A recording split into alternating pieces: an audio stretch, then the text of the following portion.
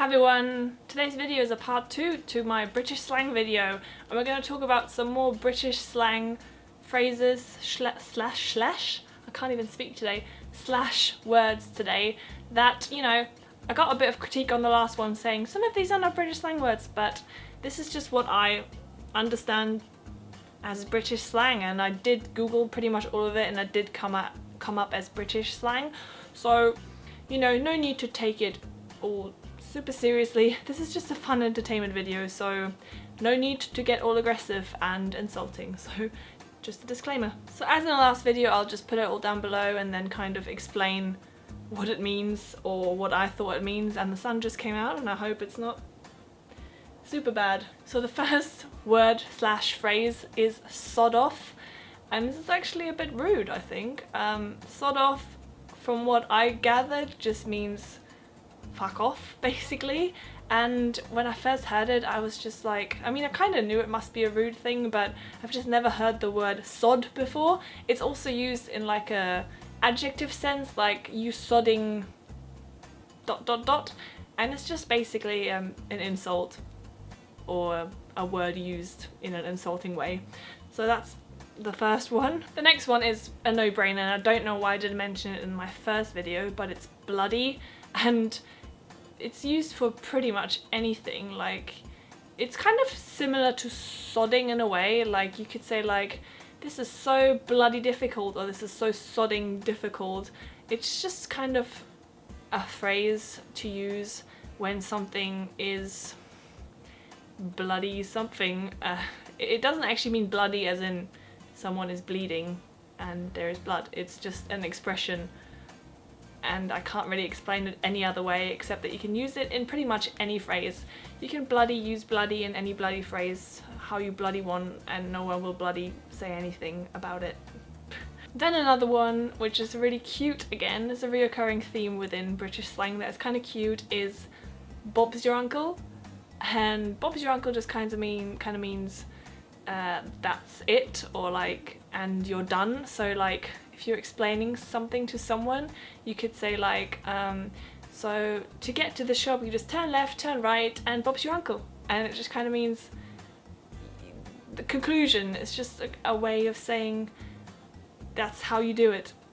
I don't know how accurate that is, so I'll probably put a link to it somewhere to get a better explanation. But I feel like these videos are only fun if I explain them in my own words, instead of like putting a dictionary stuff there, because you could do that by yourself. The next one is hated by many and misunderstood by just as many, and it's Innit. And if you've ever watched Jeremy Kyle, you might have come across this a lot. Innit bruv. Innit just means isn't it, and it's just a really annoying thing people put at the end of each sentence, like a German equivalent to like Alter or A or Digger or words like that. And I feel like it's a kind of a chavvy thing to say, so people will just sometimes speak and use this at any end of every sentence, and it's quite annoying. But I also feel like people use it in a humorous way, so I sometimes, when I text my friends, I'll be like, that's bloody good, innit? So I don't know, it's a bit weird. Then obviously we have mate. Mate just means like chap, friend, but it's also just used a lot at the end of questions. So you're right, mate, instead of how are you, you would just say you're right, mate. I feel like just saying are you alright is also a very British thing. I feel like if you said are you alright to an American, they would feel like, why are they asking me if I'm alright? Why would I not be alright? But it's just a British way of saying how are you. So you're right, mate is a very British thing to say, I feel. Then we have Buggerall, which basically means nothing, not much. There is Buggerall here. There's nothing here. There's not much here. So if you go to a shop and you were looking for a certain type of shoe, you could be like, oh, there's Buggerall in this shop, because there isn't what you were looking for.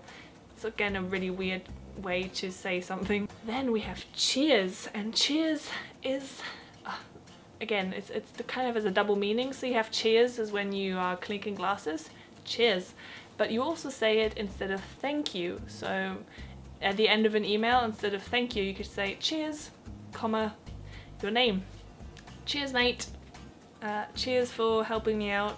Cheers, cheers, cheers, cheers. It's just such a quintessential British thing to say. Then we've got bloke, which just means like dude, I guess. I think it's exclusively for men, so like that bloke over there, just that dude, that guy over there. That's it.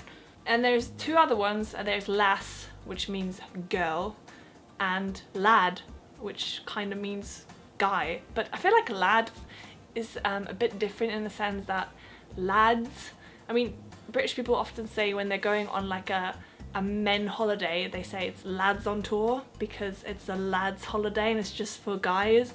But I also feel like laddie kind of means like if a guy is really laddie, like I imagine them as having like a beard and just being really masculine and manly because they're a lad.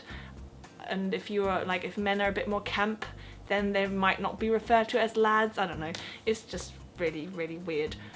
And then one other thing that isn't slang that I just wanted to mention in this video is if a British person ever writes you a text and there's an X at the end, it means kiss, but it doesn't necessarily mean that they're romantically interested in you. It's just a thing that everyone puts. Like even professional people, like anyone will put X's, even boys with each other, they will put X's, everyone will put an X at the end. It's just like a friendly thing that means, it's like instead of a smiley they put X's. So at first I found that really weird and I didn't know what it meant, just so you know. And yeah, these are all the other words that I wanted to mention. Part 3 probably coming soon, so do subscribe if you would like to see that. Thank you so much for watching, guys.